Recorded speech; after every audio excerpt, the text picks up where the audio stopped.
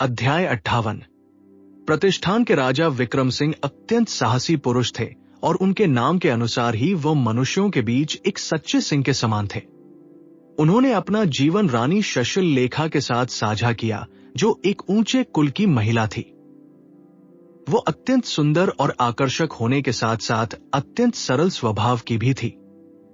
उनकी सादगी किसी भी आभूषण से कहीं अधिक चमकती थी। उनकी शांति तब भंग हो गई जब 5 शक्तिशाली संबंधियों ने, जो स्वयं भी राजा थे, उनका सिंहासन छीनने का षड्यंत्र रचा। महाभट्ट, वीरबाहु, सुबाहु, सुभट और प्रतापादित्य ने अपनी संयुक्त सेनाओं के साथ महल पर चढ़ाई कर दी। राजा के मंत्री अनंतगुण ने सावधानी बरतने का आग्रह किया और शांतिपूर्ण समाधान खोजने का प्रयास किया। विक्रम सिंह ने उन्हें एक ओर हटा दिया। वो शब्दों के पीछे छिपना नहीं चाहते थे। एक विशाल युद्ध हाथी पर सवार होकर राजा युद्ध के मैदान में कूद पड़े। वो युद्ध के देवता के समान लड़े और उनके धनुष ने शत्रु की पंक्तियों पर मृत्यु की वर्षा कर दी। लेकिन परिस्थितियां बहुत कठिन थी। 5 राजाओं ने मिलकर एक ही बार में विशाल आक्रमण किया, जिससे राजा की छोटी सेना टूट गई। अनंतगुण ने विनाश को सामने देखा और युद्ध के शोर के बीच चिल्लाकर कहा कि हमारी सेनाएं बिखर गई हैं। आज कोई विजय नहीं होने वाली है।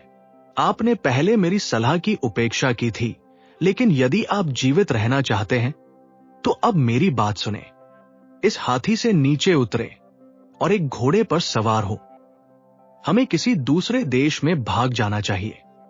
यदि आप जीवित रहे तो आप अपना खोया हुआ राज्य वापस पाने के लिए लौट सकते हैं।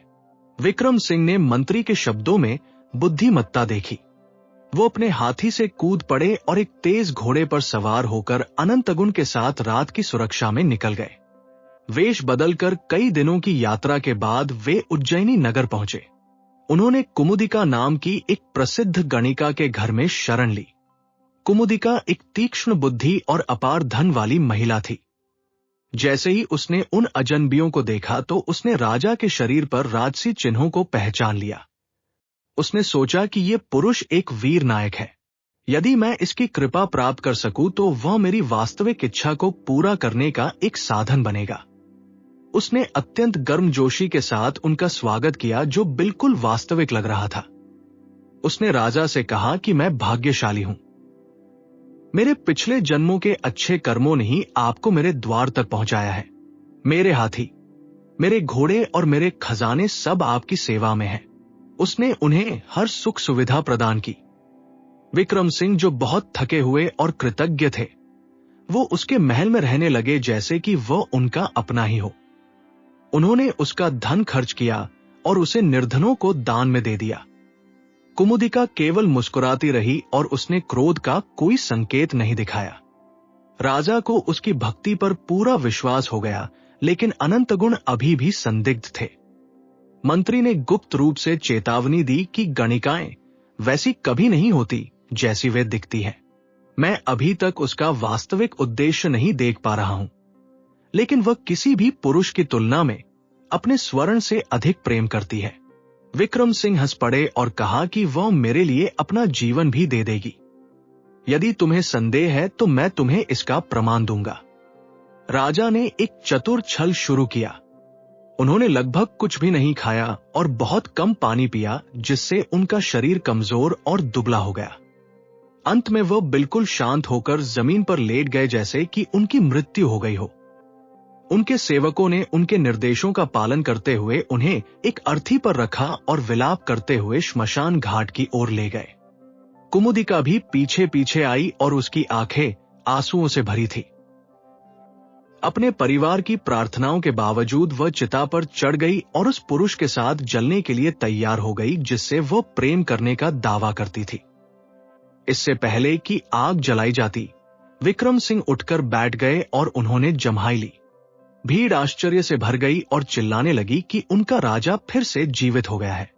महल वापस आने पर एक विशाल भोज आयोजित किया गया। राजा ने अपने मंत्री से पूछा कि क्या तुमने उसकी भक्ति देखी? अनंतगुण ने उत्तर दिया कि मुझे अभी भी विश्वास नहीं है।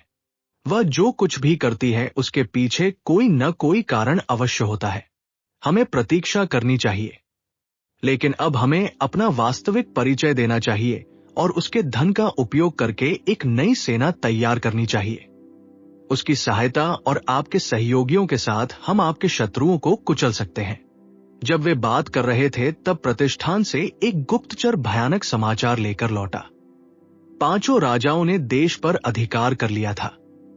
रानी शशुलेखा ने अपने पति की मृत्यु की झूठी सूचना सुनकर आग में अपना जीवन समाप्त कर लिया था। विक्रम सिंह ये सुनकर अत्यंत दुखी हुए और शोक में डूब गए। कुमुदिका तब उनके पास आई और धीरे से पूछा कि आपने मुझे पहले सच क्यों नहीं बताया? मेरा धन और मेरे सैनिक ले लीजिए। उन लोगों को दंडित करें जिन्होंने आपका घर नष्ट कर दिया। उसके स्वर्ण की सहायता से विक्रम सिंह ने एक विशाल सेना तैयार की और एक शक्तिशाली सहयोगी के साथ जा मिले। सबने मिलकर पूरे राज्य में विजय प्राप्त की और एक ही निर्णायक युद्ध में उन 5 विद्रोही राजाओं को मार डाला। विक्रम सिंह ने अपना सिंहासन वापस पा लिया और अपने शत्रुओं के राज्यों पर भी अधिकार कर लिया। कुमुदिका की ओर मुड़कर उन्होंने कहा कि मैं तुम्हारा ऋणी हूं। मुझे बताओ कि मैं तुम्हें कैसे पुरस्कृत कर सकता हूं। कुमुदिका ने भारी मन से उनकी ओर देखा और कहा कि यदि आप वास्तव में मुझे प्रसन्न करना चाहते हैं तो उस कांटे को निकाल दे जिसने लंबे समय से मेरी आत्मा को छेद रखा है। उज्जैनी में श्रीधर नाम का एक युवा ब्राह्मण है। वह एक छोटे से अपराध के कारण जेल में है।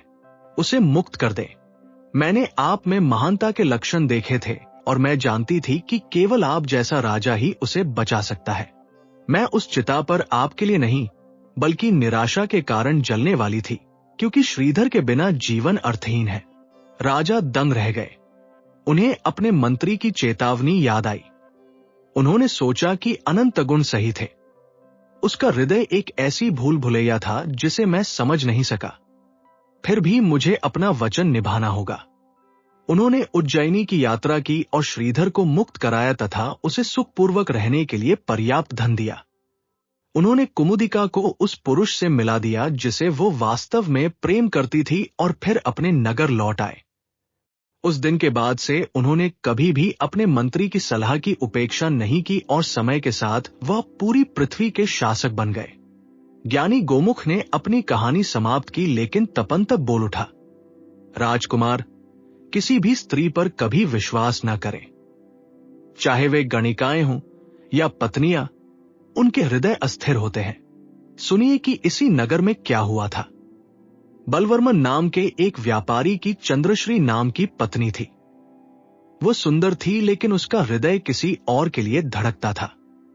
अपनी खिड़की से उसने शीलहर नाम के एक सुंदर युवक को देखा और उसे गुप्त रूप से अपने घर आमंत्रित किया।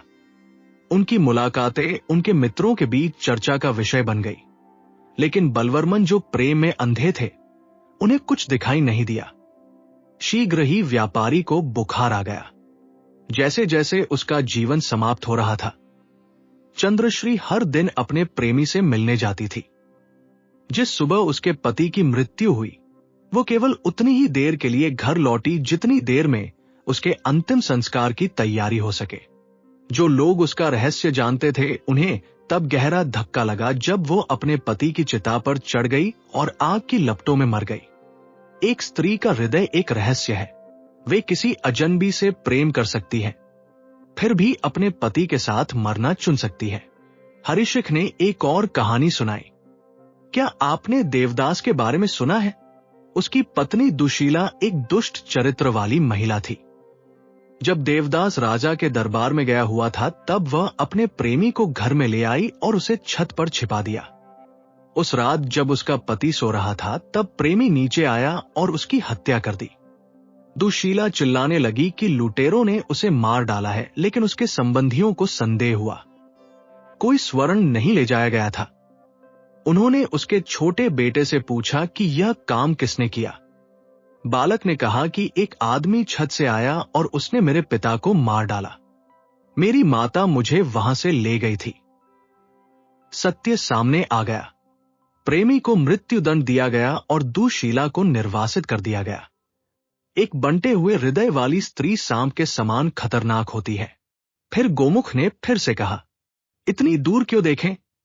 वज्रसार के भाग्य पर विचार करें, जो वत्स के राजा की सेवा करता है।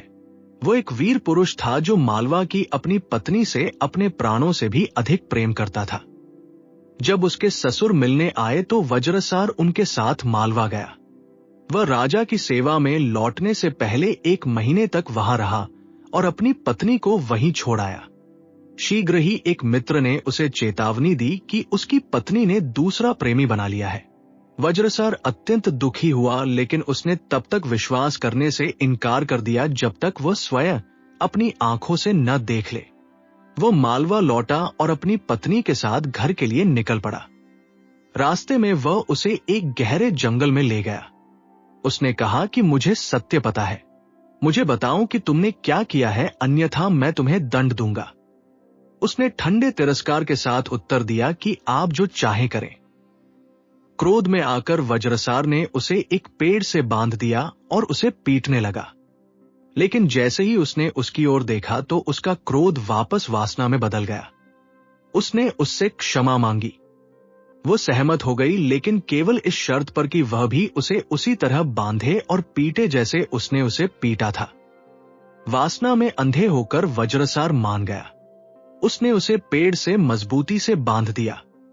फिर उसकी अपनी ही तलवार से उसने उसके कान और नाक काट दिए। उसने उसके हथियार और कपड़े ले लिए और पुरुष का वेश धारण कर वहां से गायब हो गई। वज्रसार वहां लहूलुहान और टूटा हुआ रह गया जब तक कि एक दयालु चिकित्सक ने उसे नहीं ढूंढ लिया। वह अपमान में घर लौटा और पूरे दरबार में उसका उपहास किया गया। उसने अपना साहस और अपना गर्व खो दिया था। मरुभूति ने एक अंतिम कहानी जोड़ी। स्त्री का मन हवा के समान होता है। दक्षिण के राजा सिंगबल ने एक बार अपनी प्रिय पत्नी कल्याणुति के साथ शासन किया था। जब उन्हें विद्रोहियों द्वारा उनके राज्य से बाहर निकाल दिया गया तो वे मालवा की ओर भाग गए। जंगल में सिंगबल ने अविश्वसनीय साहस दिखाया और बड़ी आसानी से एक शेर और एक जंगली हाथी को मार डाला। उन्होंने अपनी पत्नी से कहा कि अपने पिता के घर में इस बारे में कुछ मत कहना। एक योद्धा अपनी शक्ति का बखान नहीं करता। वे मालवा पहुंचे जहां राजा ने अपनी पत्नी को छोड़ दिया और स्वयं एक नई सेना जुटाने चले गए। एक दिन कल्याणुति ने अपनी खिड़की से एक सुंदर पुरुष को देखा। उसका हृदय तुरंत उसके वश में हो गया। उसने उसे रात में अपने कमरे में लाने की व्यवस्था की, लेकिन जब वह पुरुष आया तो वो बहुत डरपोक था और उससे दूर बैठ गया। अचानक छत से एक सांप गिरा। वह पुरुष डर के मारे चीख उठा और उसने एक तीर से सांप को मार डाला और फिर अपनी जान बचने की खुशी में वो नाचने लगा। कल्याणुति को उससे घृणा हो गई। उसने सोचा कि मेरा पति शेरों को मारता है और कुछ नहीं कहता। ये कायर एक सांप को मारकर नाचता है। मैं मूर्ख रही हूं। जब उसकी सहेली ने नाटक किया कि राजा लौट आए हैं, तो वो पुरुष डर के मारे भाग गया और हड़बड़ी में खिड़की से गिर गया। कल्याणुति को अपनी भूल का एहसास हुआ और उस दिन के बाद से वो अपने पति के प्रति वफादार रही। पवित्र चरित्र वाली स्त्रियां वास्तव में दुर्लभ है, मरुभूति ने निष्कर्ष निकाला। वत्स के राजा के पुत्र नरवाहन दत्त ने इन कहानियों को सुनकर एक गहरी नींद में प्रवेश किया और रात बीत गई।